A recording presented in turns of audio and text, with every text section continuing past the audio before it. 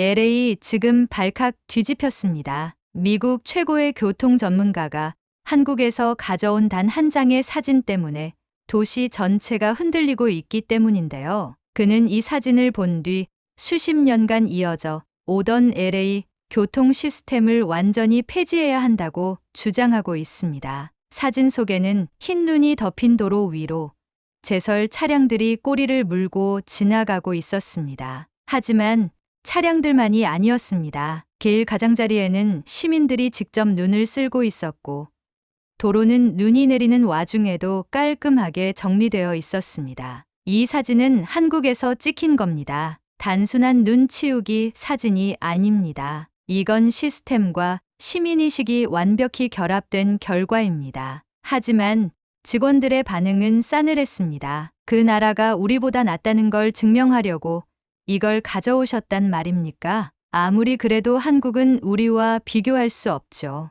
너는 숨을 깊게 들이쉬고 말을 이어갔습니다. 이 사진 한 장이 LA를 구할 열쇠가 될 수도 있습니다. 한국에서 보고 배운 것들을 적용한다면 우리의 문제를 해결할 수 있습니다. 회의실은 침묵에 잠겼습니다. 어쩌면 그들은 제가 미쳤다고 생각했을 겁니다. 하지만 저도 이해합니다. 제가 한국으로 떠나기 전이었다면 저 역시 이런 이야기를 웃어넘겼을 테니까요. 모든 것은 몇 주 전 한국으로 떠난 딸 이사벨라와의 갑작스러운 연락 두절로 시작되었습니다. 이사벨라가 연락이 안 된다고요? 제 아내의 목소리는 걱정과 분노가 뒤섞여 있었습니다. 딸은 미국에서 누구보다 독립적인 아이였지만 한국에 간 뒤로는 늘 저와 연락을 유지하던 아이였습니다. 매일 아침 딸과의 영상통화는 우리 가족의 일상이었습니다. 제가 출근 준비를 할 때면 딸은 수업을 마치고 기숙사로 돌아가는 길이었습니다. 대화의 주제는 별것 아니었죠. 아빠, 오늘 점심은 불고기였어.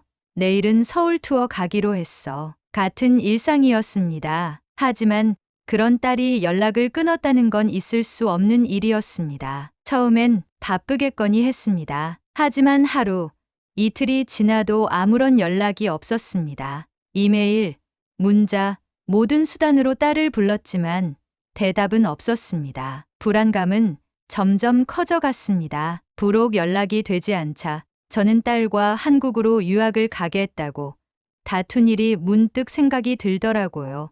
저의 딸 이사벨라는 하버드 대학교에 합격했음에도 불구하고 한국으로 유학을 선택한 딸입니다. 그 선택을 두고 우리는 수많은 갈등을 겪었습니다. 이사벨라 하버드보다 나은 대학이 어디 있다고 한국으로 가겠다는 거야. 아빠, 나는 내가 행복한 곳에서 공부하고 싶어요. 한국이 그런 곳이 될 것 같아요. 그날 밤의 대화는 큰 싸움으로 번졌습니다. 딸은 결국 눈물을 흘리며 방으로 들어갔고 저는 뒤늦게 후회했지만 끝내 사과하지 않았습니다. 딸이 한국으로 떠나는 날 공항에서 한마디 따뜻한 말도 건네지 못한 게 지금 연락두절이 되고 나서 후회가 되고 있습니다. 이런 일이 가끔 있긴 했지만 이렇게 오래 연락 두절이 된 적이 처음이라 걱정이 되더라고요. 이번엔 정말 무슨 일이 생긴 건가? 밤새 침대 위에서 뒤척이던 저는 결국 결단을 내렸습니다. 다음 날 아침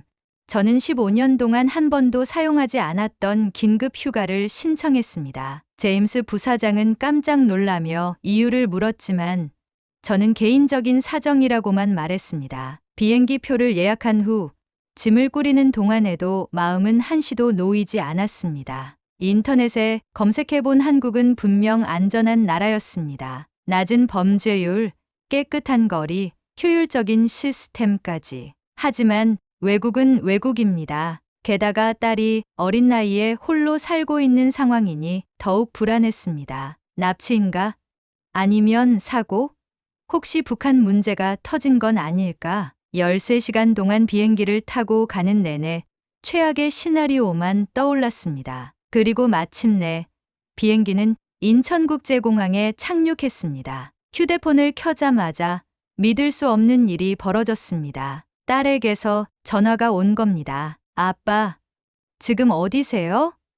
제가 정말 미안해요. 딸의 밝고 건강한 목소리를 들은 순간 눈물이 핑 돌았습니다. 딸은 지하철에서 핸드폰을 놓고 내린 바람에 연락이 두절되었다고 했습니다. 그리고 이렇게 말했습니다. 근데 아빠, 한국에서는 잃어버린 핸드폰도 다시 찾을 수 있어요. 정말이에요. 분실물 센터에서 핸드폰을 되찾았다는 딸의 이야기를 듣고도 저는 믿을 수 없었습니다. 미국에서는 상상도 할 수 없는 일이니까요. 한국에 온 김에 제가 사는 곳 구경도 해보세요. 아빠가 교통 전문가니까 여기 시스템 보면 정말 깜짝 놀라실걸요. 다음 날 아침 딸과 함께한 한국의 첫 경험은 상상을 초월하는 것이었습니다. 겨울 아침 딸 이사벨라가 저를 지하철역으로 안내하며 말했습니다. 아빠, 오늘은 제가 한국의 교통 시스템을 제대로 보여드릴게요. 직접 경험해 보시면 깜짝 놀라실 거예요. 입구를 들어서자마자 저는 한국 지하철 시스템의 모습에 압도당했습니다. 플랫폼은 깔끔하게 관리되고 있었고 승강장마다 스크린 도어가 설치되어 있었습니다. 무엇보다 전광판에는 열차 도착 시간이 초 단위로 표시되어 있었고 사람들이 그 시간에 맞춰 움직이고 있었습니다. 이사벨라는 전광판을 가리키며 말했습니다. 아빠, 저 시간 정확해요. 몇 초도 차이 안 나요. 전광판을 의심스럽게 바라보던 저는 시간이 지나자 깜짝 놀랐습니다. 열차가 정확히 도착 예정 시간에 플랫폼에 들어왔기 때문입니다. 열차 안으로 들어서자 또 다른 놀라움이 기다리고 있었습니다. 겨울의 차가운 날씨에도 불구하고 열차 내부는 따뜻한 공기로 가득했습니다. 제가 추위에서 벗어나 안도의 한숨을 쉬자 이사벨라는 환히 웃으며 앱을 열어 보여줬습니다. 아빠,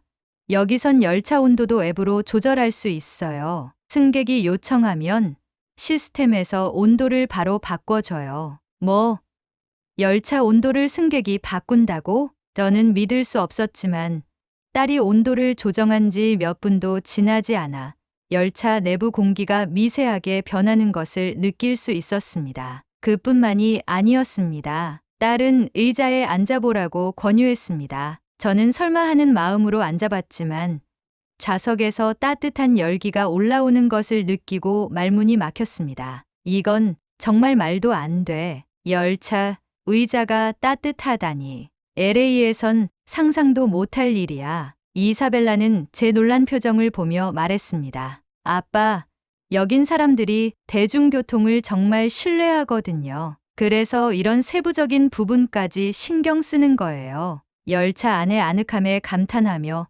목적지로 향하던 중 딸이 갑자기 팔을 잡아당기며 긴장된 목소리로 말했습니다. 아빠, 저기 좀 봐요. 딸이 가리킨 곳에서는 한 남성이 젊은 여성을 향해 불쾌한 행동을 하고 있었습니다. LA에서의 경험상 이런 상황에 개입하면 오히려 큰 문제로 번질 수 있다는 걸 알고 있었기에 저는 신중하게 상황을 지켜봤습니다. 하지만 딸은 당황하지 않고 조용히 스마트폰을 꺼내더니 지하철 앱을 조작하기 시작했습니다. 뭐 하는 거야? 제가 묻자 딸은 손가락으로 입을 가리키며 조용히 하라는 신호를 보냈습니다. 몇 분 뒤 열차가 다음 역에 도착했을 때 문이 열리지 않았습니다. 대신 안내 방송이 흘러나왔고 승객들 모두 질서를 유지한 채 기다렸습니다. 잠시 후 지하철 직원들이 들어와 문제의 남성을 제압했습니다. 놀랍게도 모든 승객이 침착하게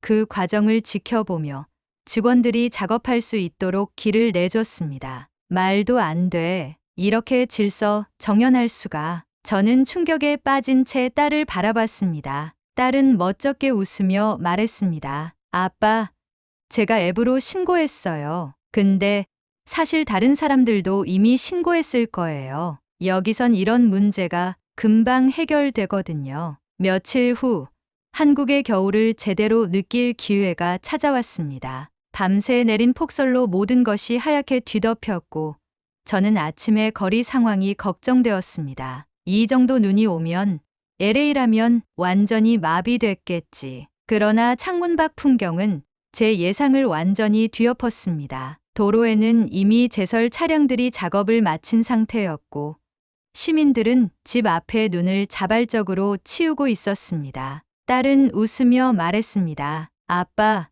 여긴 겨울마다 이런 일이 일상이죠. 사람들도 다 협력하거든요. 도로는 이미 깨끗하게 정리되어 있었고 차량들이 원활하게 이동하고 있었습니다. LA에서는 폭설이 오면 며칠 동안 도로가 막히기 일쑤였던 기억이 떠오르며 한국의 효율적인 시스템에 감탄하지 않을 수 없었습니다. 딸은 제가 교통 전문가라는 것을 알고 저를 서울시 교통정보센터로 데려갔습니다. 센터에 들어가자마자 저는 거대한 화면에 펼쳐진 실시간 데이터에 압도되었습니다. 저게 다 도로 상황인가? 딸은 고개를 끄덕이며 설명했습니다. 네, 아빠. 여긴 제설 차량의 위치부터 시민들의 신고까지 모든 정보를 실시간으로 통합 관리해요. 센터 직원은 저에게 한국의 시스템이 어떻게 운영되는지 상세히 설명해 줬습니다. 우리는 시민들의 협력을 기반으로 운영됩니다. 시민들이 시스템을 신뢰하기 때문에 필요할 때만 신고를 하고 저희는 그 데이터를 바탕으로 최적의 대응을 합니다. 한국에서의 마지막 날, 저는 여전히 많은 생각에 잠겨 있었습니다. 한국의 시스템은 단순히 기술에만 의존하는 것이 아니야. 시민들의 질서 의식, 그리고 그들이 시스템에 부여한 신뢰가 이 모든 것을 가능하게 한다는 사실을 깨달았습니다. 아파트 주민들이 눈을 치우는 모습, 버스 정류장에서 줄을 서는 사람들, 지하철에서 침착하게 문제를 해결하는 승객들까지 모든 장면이 유기적으로 연결되어 있었습니다. 이사벨라는 미소를 지으며 말했습니다. 아빠, 이제 제가 왜 여길 선택했는지 이해하시겠죠? 저는 딸의 말에 고개를 끄덕이며 대답했습니다. 그래, 내가 옳았어. 한국은 정말 특별한 곳이구나. 한국에서의 경험은 단순히 좋은 시스템에 대한 감탄으로 끝나지 않았습니다. 그것은 제 삶과 일을 바라보는 방식 자체를 완전히 바꾸는 계기가 되었습니다. LA로 돌아온 후 저는 팀원들을 긴급히 소집했습니다. 제 마음은 다급했지만 동시에 설렘으로 가득 차 있었습니다. 여러분, 오늘은 제가 한국에서 보고 배운 놀라운 경험을 공유하려고 합니다. 이건 단순한 여행기가 아니에요. 우리가 놓치고 있는 것들, 그리고 변화해야 할 것들에 대한 이야기입니다. 회의실 안은 적막했습니다. 저는 한국의 실시간 교통 모니터링 시스템, 제설 시스템의 효율성, 그리고 시민들의 자발적인 참여를 하나하나 설명하기 시작했습니다. 여러분, 한국에서는 눈이 많이 내리면 사람들이 스스로 도로를 치우기 시작합니다. 그게 단순히 개인적인 행동이 아니라 사회 전체의 시스템을 유지하는 중요한 축이에요. 도로 위에 사람이 넘어지지 않도록, 교통체증이 발생하지 않도록 서로가 서로를 돕는 겁니다. 처음엔 팀원들이 회의적인 표정을 지었습니다. 그건 한국이라 가능하지 않을까요? 우리는 미국이고 LA인데요. 라는 반응이 돌아왔죠. 저는 그들을 설득하려 했습니다. 맞습니다. 우리와 한국은 다릅니다. 하지만 시민들과 신뢰를 쌓고 작은 참여라도 시작한다면 우리도 변화를 만들 수 있습니다. 회의는 뜨거운 논쟁으로 이어졌습니다. 베테랑 엔지니어 마이크는 우리가 그렇게 할 수 있을까요? 사람들에게 기대하기보다는 기술에 의존하는 게 낫지 않을까요? 라고 반문했습니다. 저는 미소 지으며 답했습니다. 기술만으로는 한계가 있습니다. 시스템이 제대로 작동하려면 시민들과의 협력이 필수입니다. 그것이 한국에서 배운 가장 큰 교훈입니다. 결국 우리는 한국의 교통 시스템을 벤치마킹하기 위한 프로젝트를 시작했습니다. 단순히 기술을 도입하는 것이 아니라 시민들과 소통하며 신뢰를 쌓아가는 긴 여정을 준비하기로 한 것이죠. 이 모든 변화의 시작이 되어 준 딸 이사벨라와의 관계도 완전히 달라졌습니다. 아빠, 제가 한국에 간 걸 후회하지 않으세요? 어느 날 딸이 조심스럽게 물었습니다. 저는 웃으며 대답했습니다. 이사벨라, 너의 선택이 나에게 얼마나 큰 교훈을 줬는지 모를 거야. 덕분에 나는 한국을 통해 많은 걸 배웠어. 그리고 내가 얼마나 똑똑하고 성숙한지 다시 깨달았지. 그 말을 듣고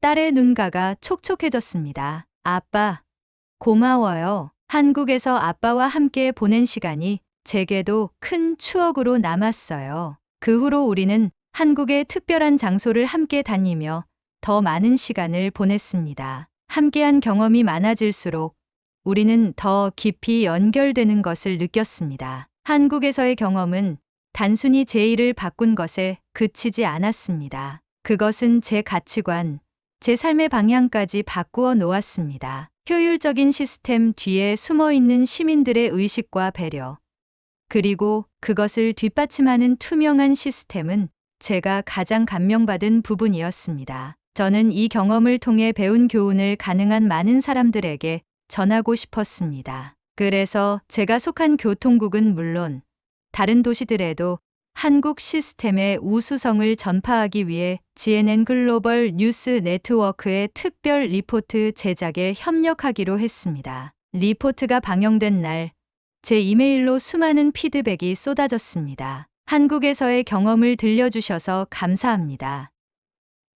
우리 도시에도 이런 시스템이 필요합니다. 라는 메시지들이 이어졌습니다. 이번 경험은 단순한 업무를 넘어 저에게 새로운 시각을 선물해 주었습니다. 한국은 이제 저에게 딸이 선택한 나라에서 저 자신이 사랑하게 된 나라로 변했습니다. 다음번 한국 방문을 준비하며 저는 딸에게 말했습니다. 이사벨라, 이번엔 아빠가 가고 싶은 곳으로 가보자. 내가 가이드였던 지난번과는 달라. 이번엔 내가 한국을 사랑하는 이유를 내게 보여줄 차례야. 딸은 놀란 표정을 지으며 웃었습니다. 아빠, 정말 한국을 이렇게 좋아하게 되셨어요? 저는 미소 지으며 답했습니다. 그래, 이제 한국은 내게도 소중한 곳이 되었으니까. 오늘 이야기 재미있으셨나요?